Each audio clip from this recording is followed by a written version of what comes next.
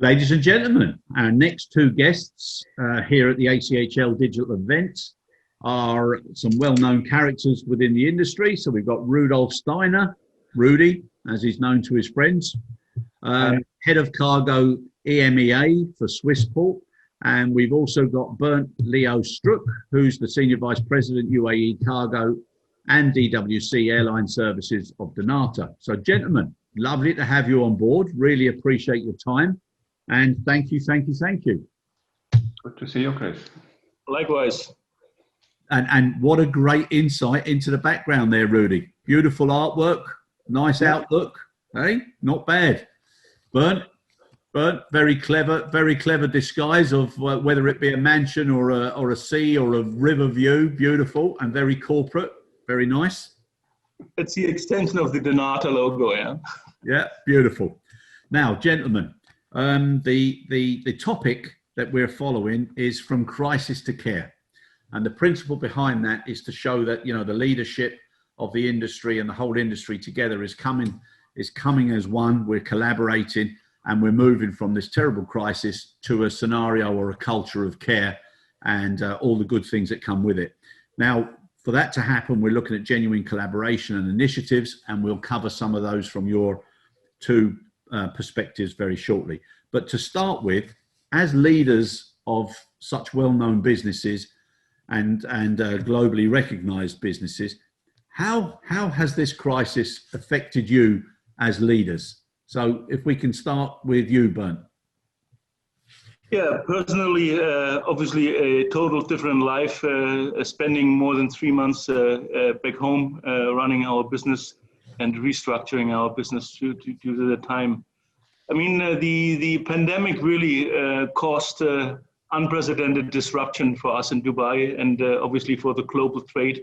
And not only our industry has been particularly devastated in that business, but the situation continues to remain fluid with really unpredictable demand, unpredictable schedules, unpredictable schedule changes coming over to our business. And considering this, really the operating environment and like so many other organizations have been impacted, and we had really to take steps, unfortunately, to right-size our business and ensure that it's fit for purpose for the future. Yeah, and so many tough decisions having to be made there. And the term that I've been using, Bernd, is, you know, practical sizing, where at the end of the day, common sense has to prevail for the sustainability and continuity of the businesses that are in our industry. So appreciate that. And Rudy, the same to yourself. How has it affected you as a leader of your divisions and your area?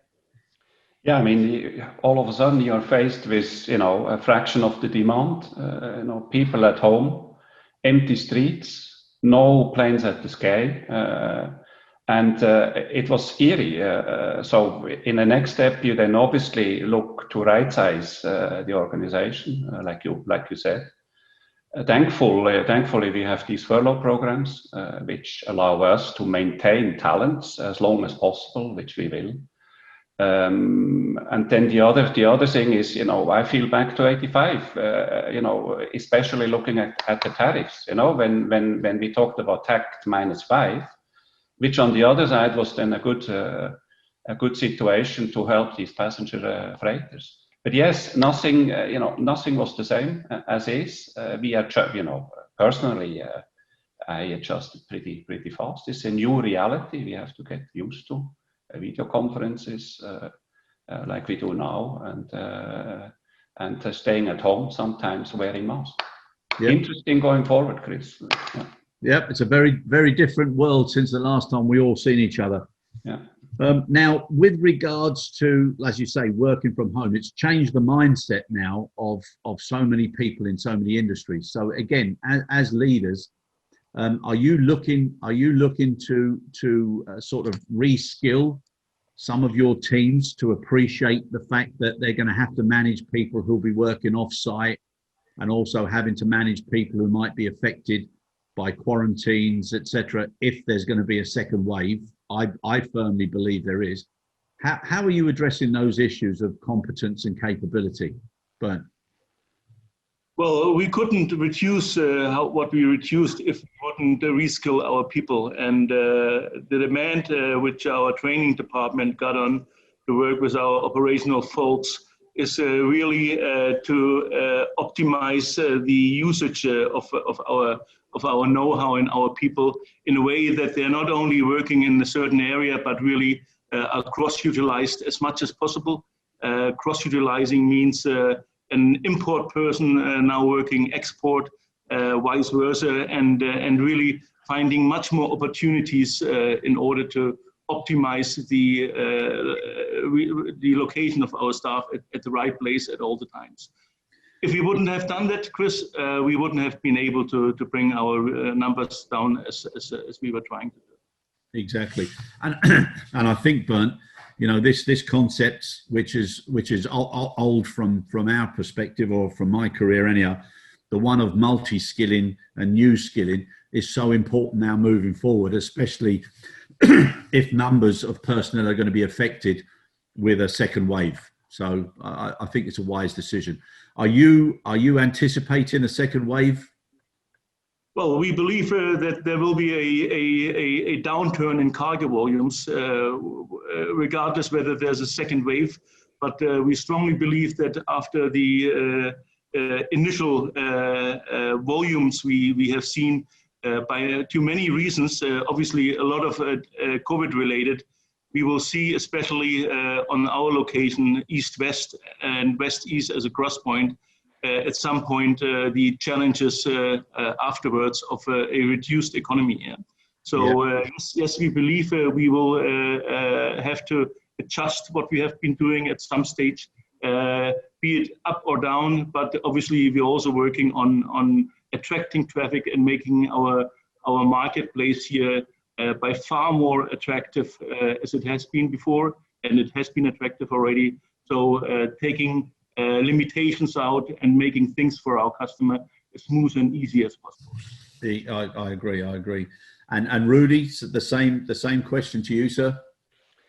I mean, what we did obviously is use ramp staff to help us out in cargo, import and export staff helping each other, which was good at the time, especially because then on the ground handling side there were less flights, less schedules. What we found out as well, and I guess that's an important point, is if you furlough people and you take them back, you have to retrain them fit for purpose first. So we created courses for all of our involved staff to just, fit them up to the job. Virtual courses as we had before, to just ensure that no planes are hit and the pallets are built correctly. Plus, and I must say, we had 2 or 3 stations with COVID cases. Yeah. Where we had to, depend on help from the ramp and ground handling guys again. Plus, send in additional staff from other stations, which have gladly helped at the time. So the feeling of a community, amongst ground handling, cargo, ramp, grew. So we grew into a bigger one, I would say. No, it's very good. And I think, well, it's encouraging, and anybody listening can see the consistency with, 2 organizations as well known as yours and 2 leaders like yourselves. Now, another area obviously is customer focus. So whenever there's a crisis, you have to look after your existing customers. I probably shouldn't say better than under normal circumstances, but there has to be a more focused well-being and appreciation of the customers. Now, you guys, and I say you guys as the GHA community, which I'm very, very fond of and very supportive of, the flexibility that you have shown with regards to the praetors has been phenomenal. And I think all carriers, with their disruptive and quite, it's not through their own fault, the schedules and ghost flights, etc. I think you guys have done a brilliant job, and your staff, working in such conditions and under unusual expectation. Can you describe, the positives of what your staff have done with regards to the praetor concept? Bernd. Yeah, before I go to the praetor directly, we obviously having two airports in the vicinity of 50 miles or so is something which we had to consider in the work we have done. So obviously, together with our customers, the airlines, we decided really to relocate business mainly into the DXB international hub, moving freighters from DWC into DXB to really still give an efficient handling possibility to many of our customers, in particular Emirates and other cargo operators. The challenges obviously we had with the new type of handling, like the cabin loading of passenger aircraft with cargo, came onto us quickly. Obviously with our local airlines, we have Fly Dubai and Emirates and their requirement. And Emirates was pretty quick really to bring passenger airplanes out of Dubai back into operation, and have been really quite leading in that way. And that learned a lot of lessons to others, and gave us the challenge really to find equipment to handle those praetor operations, processes, training of all our stuff, and obviously manpower. You needed a lot of manpower to handle a full cabin of cargo. And obviously this was a little bit contradicting to other goals we have, but I think meanwhile we found a good solution on that. And I tell you, we have a lot of praetors here at DXB at the moment. Yeah, and it don't you think, Bernd, it's incredible, and it's it's to be commended how quickly EASA was with giving the directions and the directive and the best SOPs, ICAO. That flexibility now among regulatory authorities and representative bodies has really shown everybody that things don't have to go as slow as they used to before. No, absolutely right. And thanks, Scott. Experience sometimes counts. And during the East German and West German division, we had in Frankfurt, a lot of mail transportation to Berlin. And guess what it was done? It was done on praetors, yeah. And obviously that memory helped quite a bit in order to implement things here pretty quick. Yeah, no, exactly. And Rudy, from your side?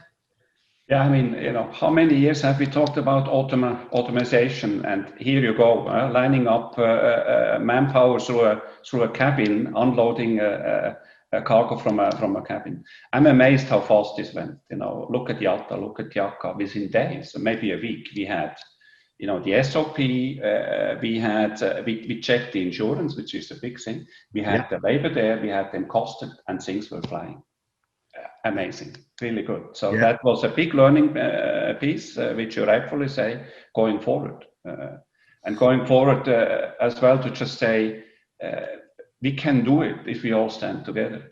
The other example is in the UK, where all the handlers apparently, approached the government on this furlough to just show how important it is, how important the ground handling industry is. And the question there on my side is, can we have a stronger lobby in the politics going forward? But we might talk about that later. Let's see. But again, Exactly, but it is effective, because I think the whole world has realised that from when you get up in the morning to when you open the door to what you do on the journey to your workplace, so much is taken for granted, and everybody who's been on the front line, deserves a huge amount of recognition and respect. It's been an incredible job. Yeah. Now, something that you guys have managed very well, and something that I personally think was a disgrace from the beginning from WHO. I'm not asking you two to comment on that, but the issue about whether or not masks were effective. Now, the three of us have traveled all around the world, and we've seen the cultures in the Far East, how they wear masks to protect others. Now that there's some reality there, obviously it's a good thing. But the way you guys managed to do the mitigation with regard to the social distancing, especially while handling praetors. So, for people to understand, it's a huge physical exercise of passing small packages along a chain of people to make sure it's stored in the overhead cabins and on the seats. Now, that must have been very rewarding to see the way the people complied with the health restrictions, but still managed to feel safe. because of the way you guys insisted on the PPE usage. Mm-hmm. Really? No, definitely. And I mean, it was well used to. We are all wearing masks. And thanks to that, and we all know, thanks to that, we reduced the risk of a further outbreak of COVID. And so we stand as unite behind that. The other thing on this passenger freighter is obviously the technical, the GSE, where you see other, a lot of innovative approaches with catering trucks, and so on. In a nutshell, it's amazing how fast the solutions was there. On that. And can I ask you both? Do you see any merit in the future with, we're talking about GSE and we're talking about like possible pooling and airports even getting involved in support for a joint pooling concept of equipment. Do you think there's any merits in that moving forward as the business is streamlined? From my side, definitely, yes. Especially now where you have these erratic demands and fluctuations in the days. Some busy days, others not. Airlines flying in on 3 days per week and sometimes 2 days. Definitely, it's a good approach if an airport, then maintains the GSE. It's a matter of cost, Chris, obviously. Sure. Don't get me wrong. It's all I'm just thinking is now, if you had a whiteboard or a blank sheet, how would you do the business model moving forward, and whether or not an airport as its own sort of ecosystem, its own should we say, community, could actually start to work together with everybody who's tenants on that airport to see how everything could be streamlined to make it more cost effective. Mm-hmm. Have you got any thoughts on that, Bernd? Yeah, well, it really depends on the airport. Obviously, being here, having an exclusive operation by Dnata, it's a little bit different. But you're absolutely right. The airport is a minimum requirement good TSE strategy for the future, be it from infrastructure required for charging things and locating things, putting automation in place, putting GPS and other tracking instruments in place. Yes, we need to work with them, and I believe at least over here we had a good approach to it, and I can assure you that the difficulties we are going through at the moment really improved our cooperation with anybody in the process chain. To an extent that you see really almost no problems anymore. Problems are not existing. Problems are being solved. Yep. I think the one thing that I'm seeing, and listening to the two of you is very consistent.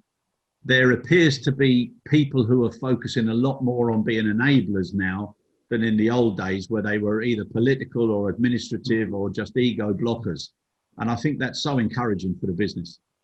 Yeah, absolutely. And the support we see in particular from government agencies is, at least in our part of the world, outstanding, just outstanding. Yeah, I think it's an example for other industries. I'm sure they're experiencing similar issues because, again, coming back to the word care, it's so important that everybody cares about the end game rather than their own performance. And Chris, not only that, I think we have to care about our talents. We have all of us have well-trained colleagues which are at risk, and these furlough or whatever you want, Kurzarbeit, you want to call it, programs will help to at least have them longer on our payroll, and should the industry pick up again. Yeah, and one of the things that I'm trying to push and get some support on is all of us, irrespective how we came into this industry, and most of us never thought we would do when we were at school or college, but once you're in, you're in. And for so many people now to be displaced through no fault of their own, other than the fact that demands are dropping, it's such a shame if we don't keep in touch with them and keep them involved and keep them aware of what's happening, so that, please God, in 2 or 3 years' time, when there's opportunities, that we remember them, because we won't be in a position of success without some pain to an awful lot of people, and that we give them the chance to come back. Are you guys of the same thought? Definitely on our side, yeah, absolutely. You know, how to best approach that is to keep in touch, as you rightfully say. Is it, you know, with an update flyer? I mean, we obviously have the details, but not only that. I mean, they are friends, they are colleagues. You anyway stay in touch with them going forward and keep them updated. Yeah, no, definitely. Yeah. Yeah, Bernd? Yeah, absolutely. Once again, a little bit different. As you know, Chris, you have been here long enough. Most of our workers and laborers are not coming from the country itself. They obviously return home once they have no job. But obviously, for us, it's very clear. We had to release people which have been close to our heart in our business, and why shouldn't we rehire them in the future world of increased business if they are interested to come back? And it makes our life easier. We know the people, we know how they have been trained, and recertifying is just simpler than learning from scratch. Exactly.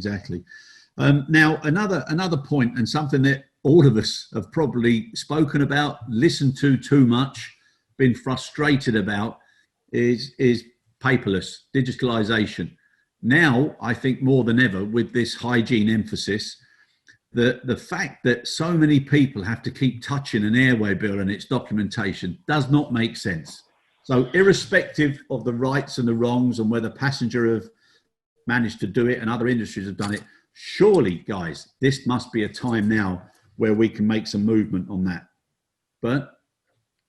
Oh yeah, absolutely. I mean, we had in mind for a few years now our revamping of our digitized terminal operation and clear plans on that. Unfortunately, the pandemic has an influence on our cash balance in the company. So obviously, spending money becomes a little bit more difficult in this time of the year. But nevertheless, we continue very hard in bringing our digitization forward. Our cargo operations management tool is shortly before being implemented later next year. And our customer engagement on digitization is in full swing. We just yesterday got the second phase of appointment management, which we earlier this year implemented for import, and our export trial run has started yesterday for the next 4 weeks in order to implement it 4 weeks later. The pushing forward of advanced cargo information in order to kill papers in the future is very close to our heart and part of all what we do. So really, nothing has stopped. On the contrary, we are pushing that forward, and our next step forward will be a new community system. Our Kalogi system, meanwhile, a few years old, needs some refreshment, and that's the next step forward in order to serve the community with much better IT tools and improved processes and circumstances. Okay, yeah, very good. And Rudy? Well, we will obviously accelerate digitization as well. You know, we'll launch a new version of our handheld terminals. We will increase the kiosks, or the self-checking kiosks for truckers. Yeah. You know, in various stations. But not only that. I mean, we realize now that we still have, you know, a lot of status update requests from our customers. So what we plan is to have our cargo tracker on the webpage, and then we will encourage our customers to actually use that, to just make sure that we land in the year 2020 in a nutshell. So that are the plans. Exactly. Now you used a word there, encourage. Yeah. And some of the other parties that I've had on, I was talking about, you know, whether or not airports should take a big step and say from such and such a date, everything has to be paperless, etc., to really drive it. And then there was a question that came up from different parties, one saying you need a carrot and stick, one you almost need a feather duster, and my preferred option was a common sense baseball bat. And I think exactly. In times now of difficulty, Things have to be very simple, very straightforward, and people need to know what should be happening. So I think never before has there been an opportunity based on this hygiene profile to actually do the right thing and support and help the well-being of people. What's your perspective? Are you more on the feather duster or the carrot and stick, or do you think things need to be now very decisive so that we can all move forward in a more efficient and dynamic way? Bernd? Well, it's part of our strategic plan and not a carrot and stick. We know what we want. We know where we can get business from. Just let me take an example. Sea air cargo, which still nowadays is a certain challenge to get the freight time, the air freight, which is coming from a ship in time to the airport for putting on an aircraft.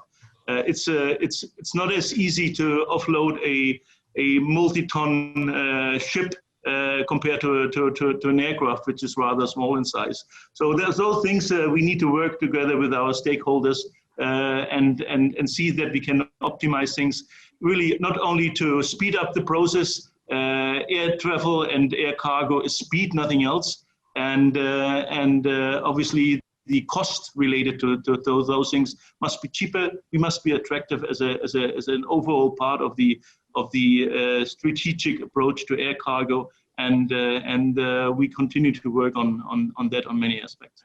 Well, very good. And Rudy?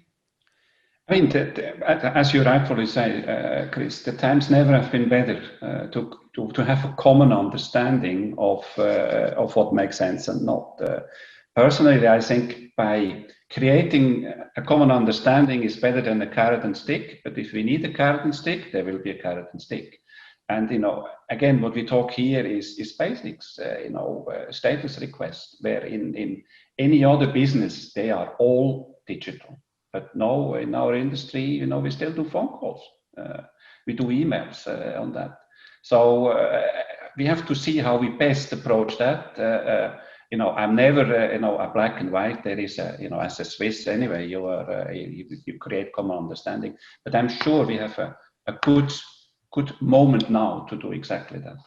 Yeah. Good reference there to the Swiss collaboration exercise, eh?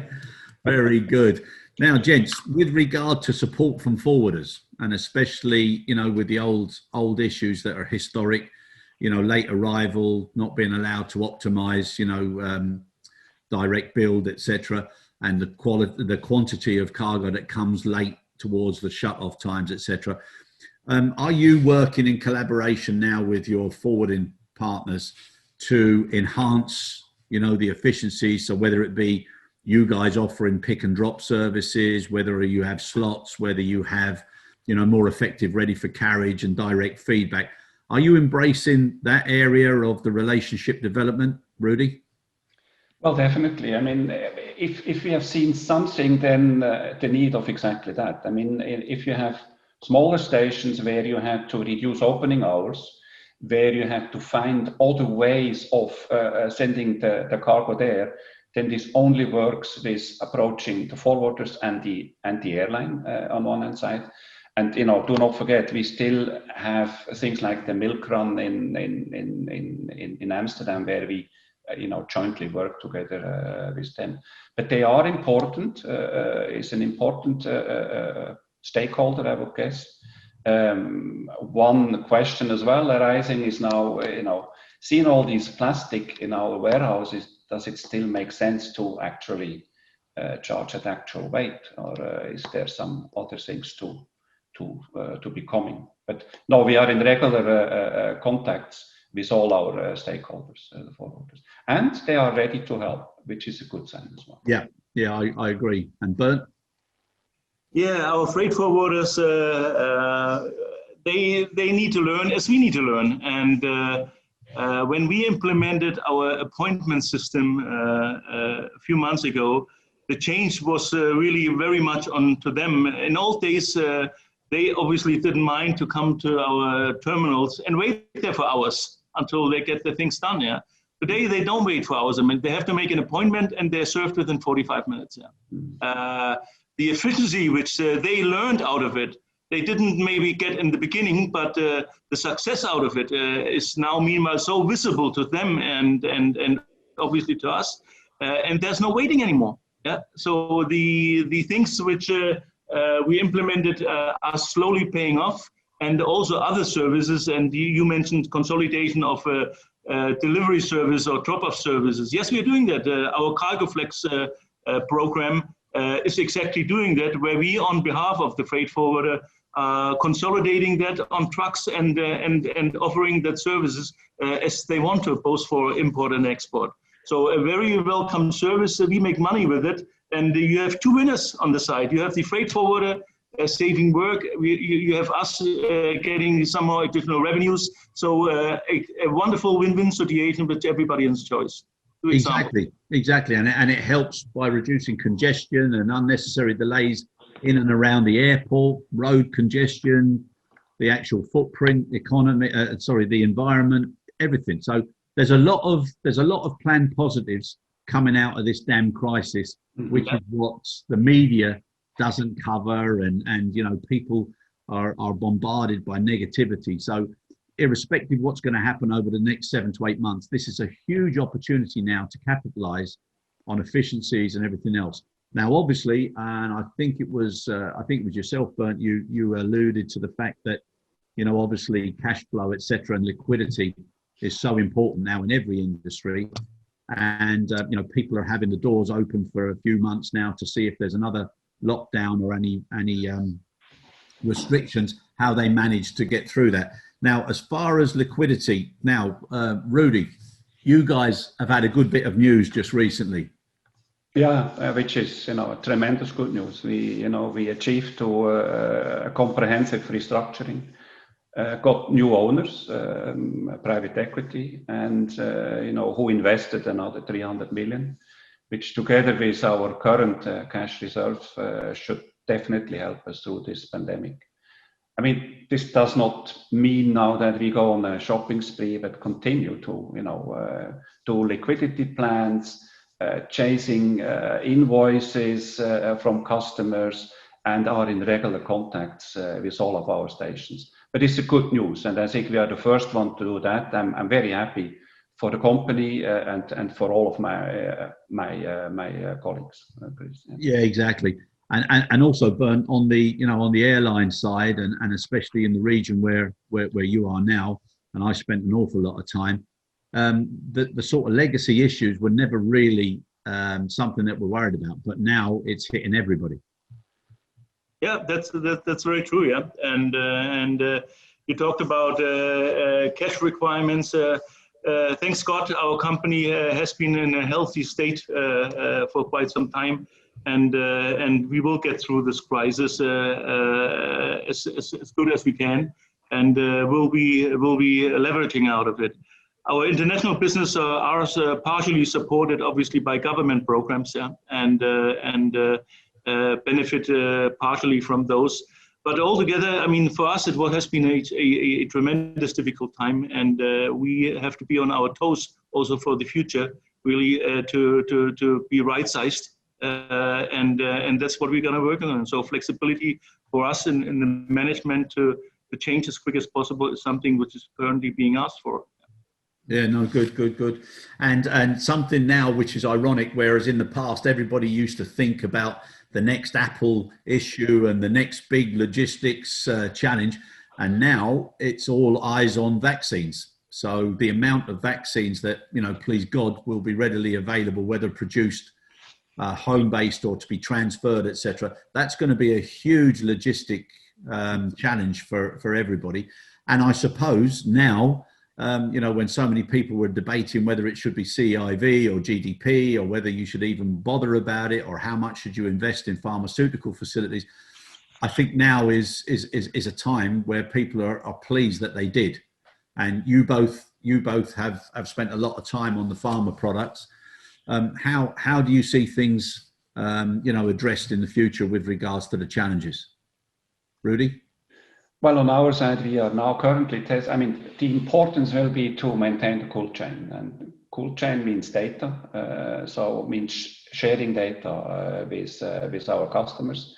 which we are preparing now. And then obviously the warehouses. And the warehouses ideally in a place where these vaccines potentially might be produced. So in Switzerland we have 1 or 2. So we are checking, our warehouses in Basel and Geneva, which are fit for that. And we are just looking at the standard operating process on our website. So we are preparing. I hope it will hit us sooner than later, reality, but I guess it will take some time until we can transport these goods. Yeah, and I think airports also have a role to play, in identifying what the capability is, so that collectively and globally, whoever heads up the vaccine charter or whatever has got an understanding of realistic capability, so that there's no waste. Bernd, what's your approach to the vaccine challenge?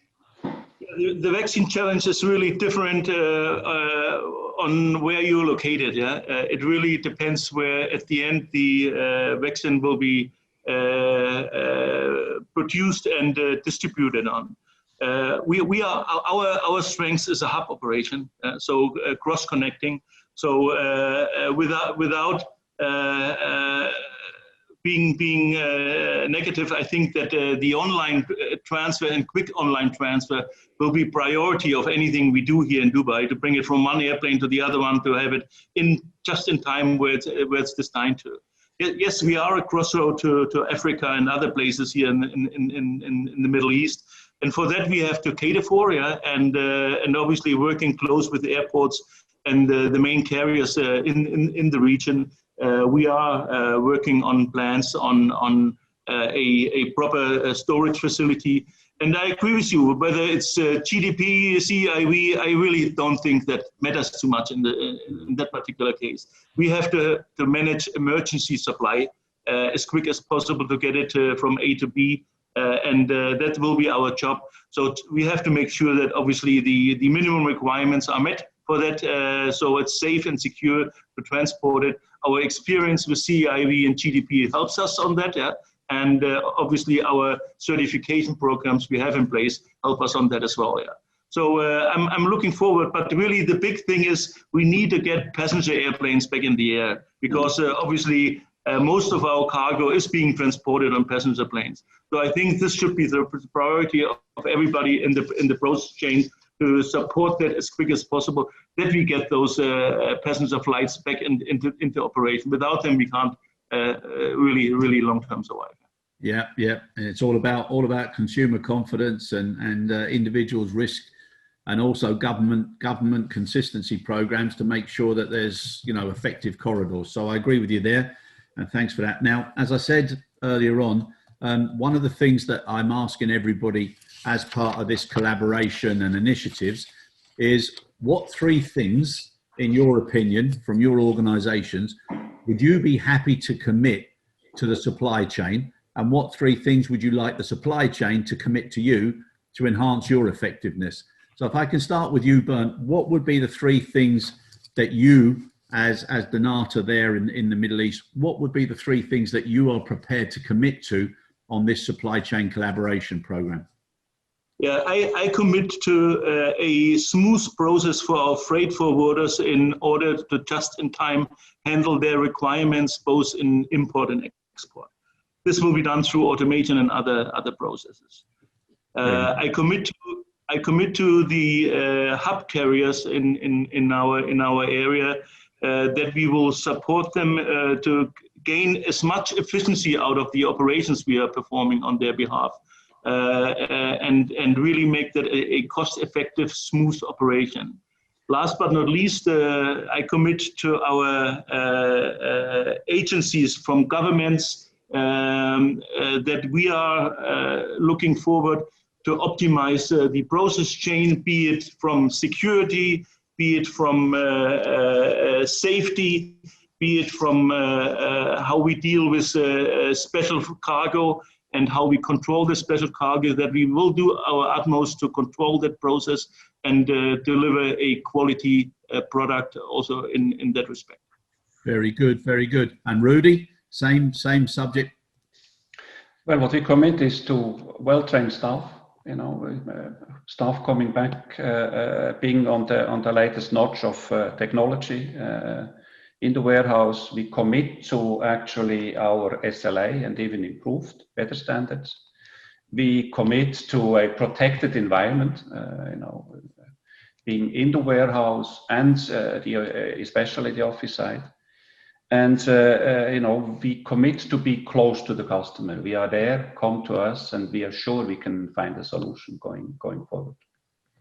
Very good, guys. I've got a little tear in my eye and a lump in my throat. I know, I can see it, Chris, yes. That was beautiful. And now back to you, Bernd. What would you like the supply chain to commit to you as an organization, so that you can achieve all of your commitments?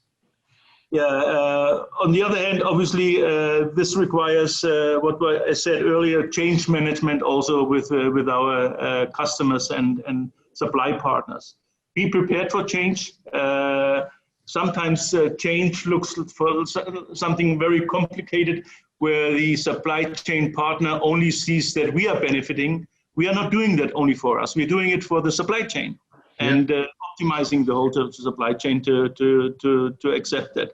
From the infrastructure and airport side, I wish that our partners understand that we are going through a difficult time as many others, and we need some relief on cost and complexity. Let's get rid from the complexity because that costs money. Yeah. And for our airline partners, I just wish, as I also said, that we get as many airplanes back into the air for a successful commercial feasible operation. Exactly. And I like the concept of focusing on the cake and not the slice. So I agree with that. I agree with that very much. It's very important. And Rudy, your three wishes. Well, it's a certain commitment to schedule, so planability. If you say we fly 3 flights, then come with 3 flights, or try to at least inform us as early as possible, because there's always a gap. Us, manning up and then and sometimes not seeing the frequencies. Yeah. Then a certain readiness to test the water as well, to say, guys, we are in 2020, we are happy and ready for new approaches, be it in digitalizations. And the last one, come to us, talk with us more regularly. We will approach them. So the readiness of mastering that together, like we did for the past 4 months. I mean, when you see how the industry moves together, is amazing, and that for me is the positive thing in all these worries we have. Yeah, no, definitely, and that brings us nicely back into from crisis to care. If everybody considers all responsibilities everywhere, a nice little acronym of care, then we've got a better chance of working together. Gentlemen, time has flown. It's been an absolute pleasure, and it's lovely to see consistency between the double act from within the peer group. And I think anybody watching would be pleased to know that, things are on a common standing and a common direction moving forward. And I wish us all huge success. And again, our sympathies and our understanding of those that are being displaced. Please God, things will work out and you'll be back in the aviation family sooner than anybody thought. So thank you so much, gents. Really appreciate your time. And a big thank you from us all. Thank you, Chris. See you soon. Chris. Thank you. Good talking to you as well, Rudy. Bye. Yeah. Hey, look at that. Hey, romance over the internet. How beautiful is that? Yeah, I knew it, Chris. Hey. Thank you. All right, lads. Thanks very much. Cheers. Yeah. Thank you. Cheers.